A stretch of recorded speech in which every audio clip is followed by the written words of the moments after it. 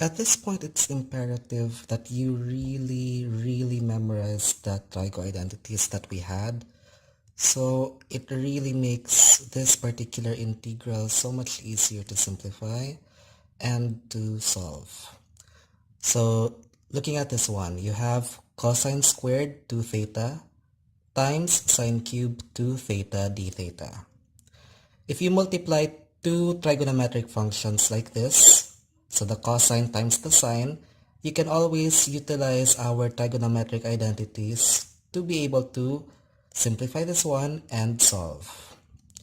We already uploaded the list of the integrals of your trigonometric functions in your blackboard, so you can always refer to that. We remember that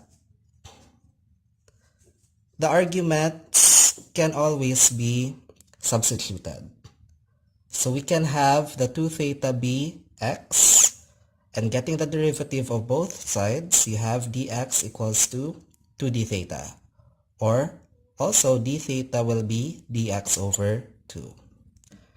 So that gets rid of our argument there, giving us the following integral.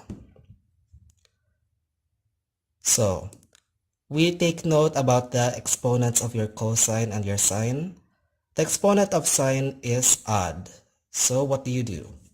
You go back to your identities. Our first trigonometric identity, the first Pythagorean identity was sine squared x plus cosine squared x equals to 1. So that's what we utilize here. So taking note of that, what we do is, this sine cube over here, we try to break it apart. We know that sine cube x will be equal to sine squared times sine x.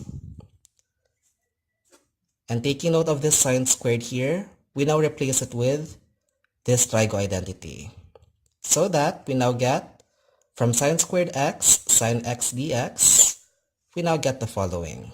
That's now integral of cosine squared x times quantity 1 minus cosine squared x times sine x dx. Now, what's the point of this particular method of solving? The point here is we know that your cosine, its derivative will be sine x. And from that, remembering that anything raised to a power can be substituted with, we can easily solve this particular integral via substitution. But first, we tried to distribute the cosine squared x inside the parenthesis, as well as the sine x dx.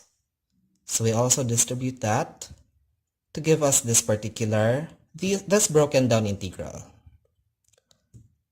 Now, taking note, anything raised to a power can be substituted.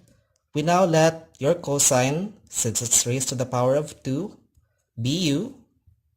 And taking the derivative of both sides, you have du equals to negative sine x dx. So doing the substitution gives us an integral that is purely power formula lang. So this is what we have. So after substitution, you have the following two integrals, which can now be easily dealt with to give us your answer, which is this.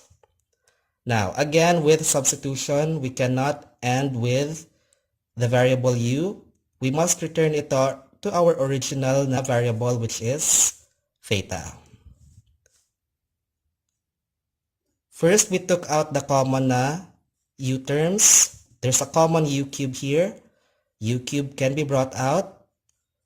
And also, u5 can be taken out ang u cube to give you u squared. The over 15 here is just the LCD of 3 and 5. So doing that one, we now get this particular term. And after substituting back the original variables, we get our final answer, which is this.